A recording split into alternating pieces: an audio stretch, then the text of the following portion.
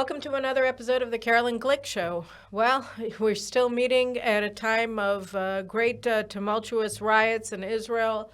I don't know, the media likes to tell us how many people there were. So yesterday they said there were 371,000 people at the riots in Tel Aviv. I don't know whether that's true. I found the number kind of hilarious. At any rate, I talked last week about the need to try to get to a compromise, and I was a big supporter of President Isaac Herzog's efforts to reach a consensus on judicial reform. But last week he gave his platform for judicial reform after 8 weeks of presiding over various off-record discussions, and suddenly he completely caved. I mean, President Herzog's platform that he put out for judicial reform would actually give the judiciary and the attorney general more power than they currently wield, which is almost unthinkable since they have limitless power, but it would actually place the limitless power that they seized for themselves without basis in law into law, so that it would legislate that they have the powers that they've seized for themselves from the Knesset and from the government, which is a non-starter, as Prime Minister Netanyahu and the members of the government and the coalition all said, and also members of the public themselves, because, this isn't what we were talking about. This isn't a compromise. If it's anything, it's a capitulation. And the question is, why did Herzog capitulate? And I think, I was thinking about it this morning, and he's not the first person who came to the edge and then he rushed back. Like, he was about to actually challenge the authority of the justices and of the legal fraternity of the attorney general, who's now acting as the grand commissar of the Netanyahu government, just as all of her predecessors did towards every government that has run Israel for the past 25 years, and overturning decisions of cabinet ministers without any basis in law. She has no actual legal authority, but then the inspector general of the police is going with her, and apparently the army is thinking that she's the ultimate arbiter of what's right or wrong. And I think that when you look at it, this is part what Isaac Herzog did. His collapse is not the first time we've seen something like this. And I just want to give you a couple of examples of things that we've seen that are very similar to what we just saw last Wednesday with Herzog, who, according to people who were involved in the negotiations that took place at the president's house, he had reached near consensual agreement of right-wing and left-wing jurists on a judicial reform package that was very similar to what the government has put out, in the sense, at least in the philosophical sense, that it took the judiciary from the level of high priests of Israel to the level of Israeli democracy and a co-equal branch of government with the legislature and the government. And why he did it? Well, let's just go and look at some things that came to mind to me this morning. In 2003, we had elections. Here was the first Knesset elections that we had since the collapse of the Oslo process in 2000 at the Camp David summit, when Yasser Arafat rejected statehood, and he came back and he ordered the Palestinian terrorist forces to organize for war and jihad, which he then launched in September of 2000. And 2001, we had elections, but just for prime minister, and the Knesset that had been elected in 1999 remained in force, and so the left continued to control the Knesset, and they joined Sharon's unity government, but it wasn't a right-wing government. It was a left-wing government that Sharon headed. And then in 2003, we had general elections for the Knesset. The left was led by Amr Mitzna, the head of the Labor Party, and Sharon was the head of Likud. And Mitzna ran on a platform of unilaterally withdrawing from Gaza, and he was laughed out of town.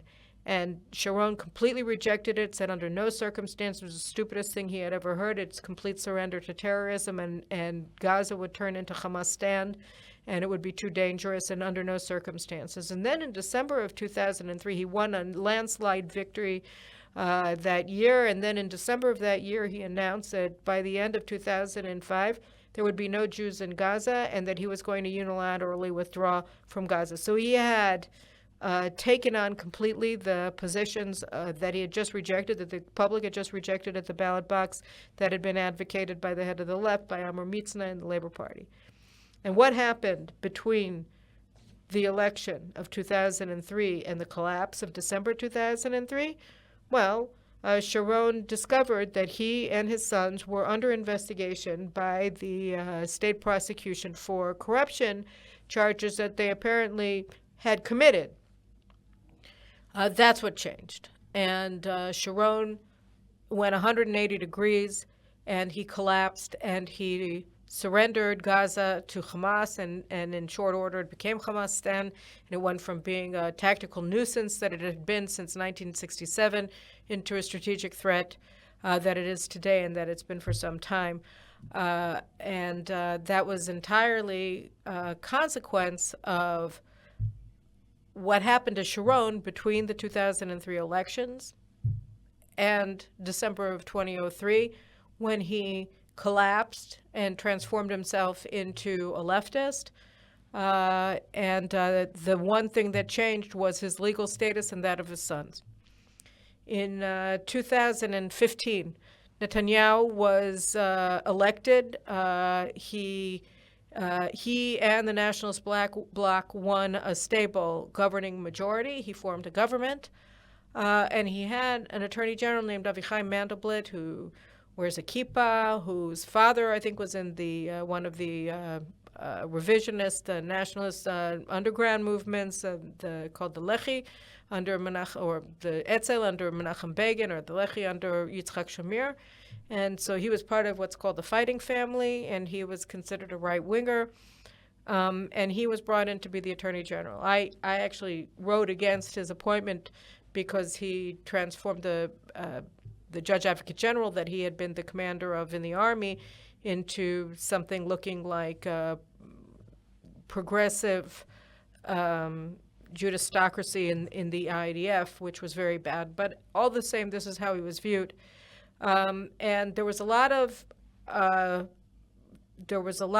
effort on the part of the left to open criminal probes against Netanyahu based on a bunch of salacious rumors that all turned out to be false, that were published in Haaretz newspaper. And Mandelblit refused to open an investigation. He said there was nothing to investigate. There were no crimes of any kind that seemed to have transpired. And then a couple of things happened. The first thing that happened was, and perhaps the most important thing, the then chief prosecutor, Shai Nitzan, refused to close a criminal probe against Mandelblit about something that he had done or been implicated in during his service in the Army on the basis of no guilt. He said he would close it, but only because he couldn't find sufficient evidence to indict. And Mandelblit wanted him to close it because he was found innocent, that there was nothing to indict him on. And there was a whole hullabaloo, and that investigation was never closed. And then later we found out that Mandelblit said in a private conversation with a man named Efi Naveh, who was at the time the head of the Bar Association, that Shai Nitzan was clinging to his throat, that he had him by the throat, and that what was motivating Avichai Mandelblit as Attorney General was his need to placate the prosecution led by Shai Nitzan, who's considered one of the biggest sort of mafia gangster types in the legal fraternity that we've seen in recent years. He was Aaron Barak's. He studied under him, or he did his clerkship under Aaron Barak, and is considered his loyal soldier. And so Shai Nitzan, as the chief prosecutor, was holding the Attorney General by the throat over this open criminal probe against him. And Avichai Mandelblit collapsed. He ordered a criminal probe of Netanyahu. During the course of that probe, he rewrote statute based on a need to indict Netanyahu, even though they had found no criminal action by him. And so Avichai Mandelblit, accused of corruption, the investigation not closed, held by the throat by the state prosecutor at the time, Shai Nitzan, opens an investigation of Netanyahu, invents a concept of bribery, which involves receiving positive coverage from a media outlet, and then said that Netanyahu sought such coverage and therefore he was soliciting a bribe, basically criminalizing politics and criminalizing journalism. But all the same, you have to indict Netanyahu of a felony, and so they made up a new concept of bribery, and they said that Netanyahu had to be indicted. And then you go to Herzog, and he was on the verge of presenting a compromise plan. And then instead, he presented what everybody is referring to as Supreme Court President Esther Chayut's plan, which, as I said at the outset, expands the court's power, expands the power of the Attorney General to serve as a commissar the effective dictator of Israel who runs the country with an iron fist, and any policy that the government tries to adopt can be shut down by the Attorney General on whatever basis that she wants. And that's what's been happening since this government came into office. So I think, and there are other examples that I just, in the interest of brevity, I don't feel like going into, but what we're seeing very clearly is that for 20 years, we've had a pattern of nationalist governments, leaders being paralyzed by the legal fraternity, whether with criminal probes, threats of criminal probes, refusal to close criminal probes, of corruption allegations, and then using these actions to block the nationalist government from adopting its policies and intimidating senior officials into kowtowing to the positions of the left. And unfortunately, this has been going on for some time. I mean, unfortunately, there's only one way to block this, to end this, and that is through judicial reform. That's why it's so essential. One of the things that we're seeing is that anybody, I was on television yesterday and I said, the demand for judicial reform is not coming from politicians. Politicians see what happens to every single politician who tries to stand up to the legal fraternity. Most notably, of course, Netanyahu's trial for non-crimes is going into its third year soon. People see what's happened, see what happens to everybody who tries to defy the court. And they don't want to touch it. The only reason that they're touching it is because they don't have any choice, because so many sectors of Israeli society, or the residents of the left that see the entire region of the country, of the Negev, just turning into this lawless area that's controlled by Bedouin crime gangs that are stealing land, that are putting up protection rings that make doing business impossible in southern Israel and increasingly in northern Israel. And they're not getting protected by the law enforcement or by the courts. To the contrary, those courts and the law enforcement arms of the government are kowtowing to the left, which supports the Arab crime gangs that are running the Negev and increasingly the Galilee as well. The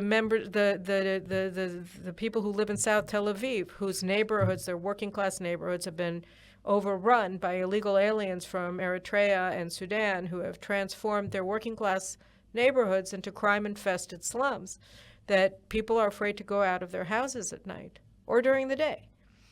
And rather than protect their human rights, their rights as Israeli citizens, the Supreme Court has repeatedly protected the rights of the illegal aliens who have taken over their neighborhoods and their streets.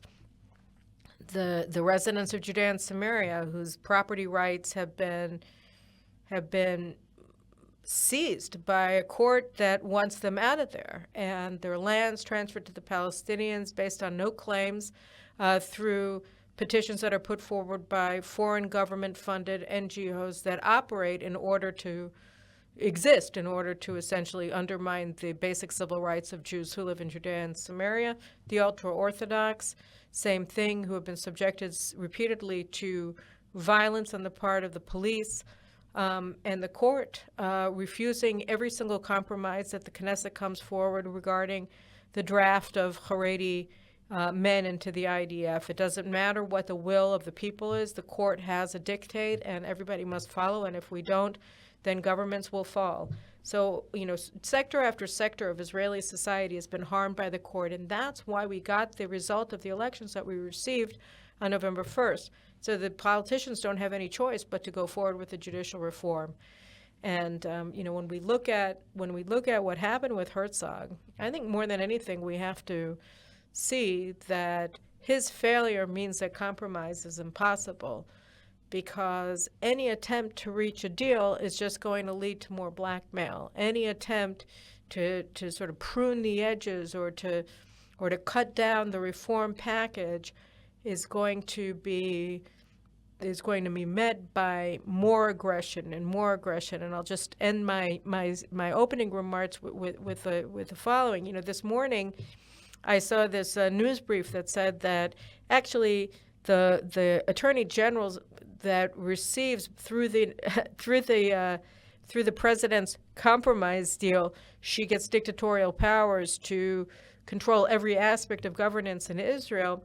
So her people don't like the president's proposal very much, because in addition to giving her dictatorial powers, it also says that Aryeh Deri can be a minister in the government. So they don't like that. They want to both disenfranchise the 400,000 Israelis who voted for Shas, led by Aryeh Deri, and they want to have dictatorial powers. So his compromise is no good, because it gives lip service to the concept of democracy by saying to 400,000 voters for Shas that actually the head of your party is allowed to serve in the government.